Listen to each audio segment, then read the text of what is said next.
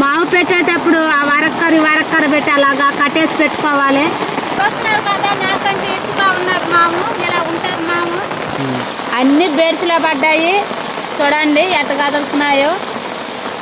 Hi friends, welcome to MG vlogs. Friends ఎలా ఉన్నారు friends, బాగున్నారా? మేమైతే బాగున్నాం, మీరు కూడా బాగున్నాం మనస్ఫూర్తిగా కోరుకుంటున్నాం. ముందుగా మన ఛానల్ సబ్స్క్రైబ్ చేసుకోండి, ఈ వీడియోకి ఒక లైక్ వేసుకోండి. చూస్తున్నారు కదా నాకు వెనకాల ఒకటే వర్షాలు.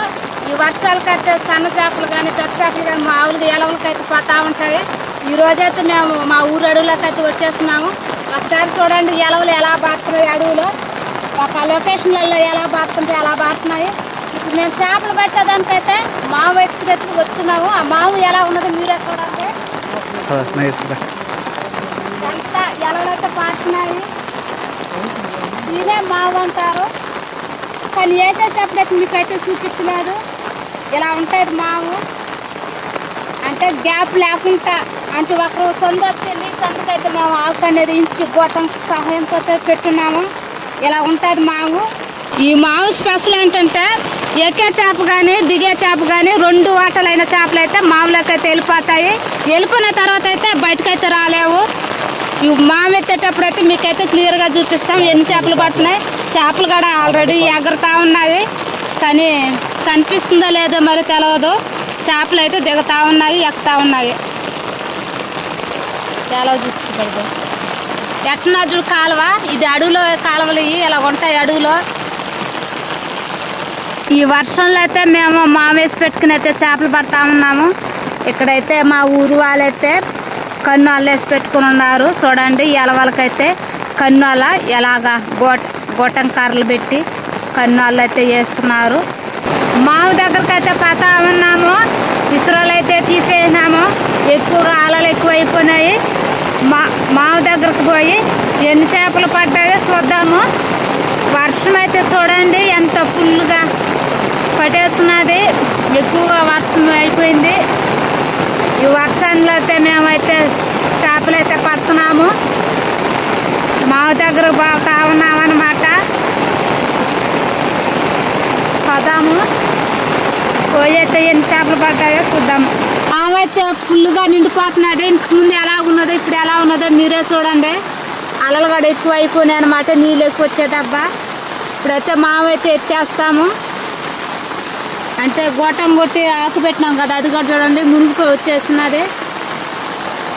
ఫుల్ వర్షం ఇప్పుడే ఎక్కువగా అయిపోయింది. 10 టాన్స్ లేని వానైతే ఇప్పుడైతే ఎక్కువగా అయిపోయింది అనమాట. నాలుగు అట్నుందో ఇప్పుడు అట్టున్నది అయితే చూడండి ఫ్రెండ్స్. నాలుగు నీళ్ళు తక్కువ పోతున్నాయి కదా, ఇప్పుడైతే నీళ్ళు ఎక్కువ అయిపోయినాయి. అందుకనే ఆమైతే ఎత్తేస్తున్నాము. ఎత్తు ఎత్తెత్తు.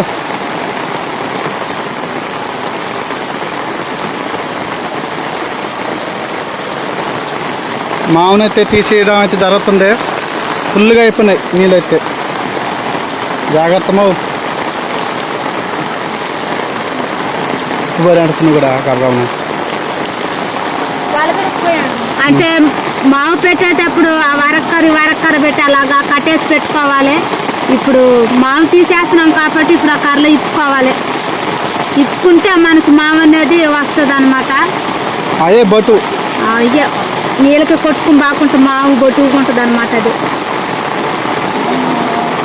వర్షానికి నీళ్ళు ఎక్కువైపోయినాయి, చేపలు పడినాయో పర్లేదు మరి. నల్లంగా మూసుకుని వస్తున్నది, తుఫాను కదా అందుకు అలాగైపోయింది. ఈ తుఫానుకి అయితే మనం చేపలకు వచ్చినాము.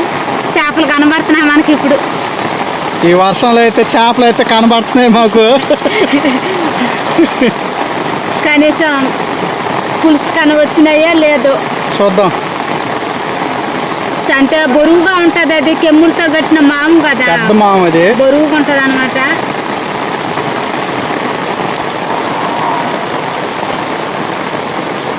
అంటే నీళ్ళు ఎక్కువైపోయిన దెబ్బ అయితే మనకి తక్కువగా పడ్డాయి చేపలు. ఇవన్నీ బేడ్స్లే ఉన్నాయి, బేడ్స్లు ఉన్నాయి ఇవి. అన్ని బేడ్స్లే పడ్డాయి చూడండి ఎట్ట కదులుతున్నాయో. మావ అనేది ఇలాగుంటుంది, వైరుతో ఇలా కట్టుంటారు. నీళ్ళు కానీ ఎక్కువ కానీ రాకుంటుంటే మనకి మితంగా కానీ మావు దగ్గర నీళ్ళు కానీ పోంటే మాత్రం మనకి చేపలు ఇంకా దొండుగా పడి ఉంటాయి. అయితే ఆమె పులుసుకైతే పట్టుకున్నాము. చేపల కూర అయితే మేమైతే సంగటి చేసుకుని మరీ తినబోతున్నాము. మావైతే చూడండి ఎంత హైట్ అయితే ఉన్నదో. ఇప్పుడు మావులో తట్టుకుంటూ వచ్చేసరికి కింద అయితే వచ్చేసినాయి చేపలు. ఇప్పుడు ఈ చేపలు అనేది మనం గోతంలో కన్నా మనకు లేకపోతే చిక్కాలున్నా కూడా కోసుకోవచ్చు. అది పనిగా అయితే రేవ్ అయితే ఉన్నది చూడండి. నెంటకాయ కూడా వచ్చేసింది కింద తిరుగుతా ఉన్నది. గోతలోకి అయితే పోసుకుంటా ఉన్నారు.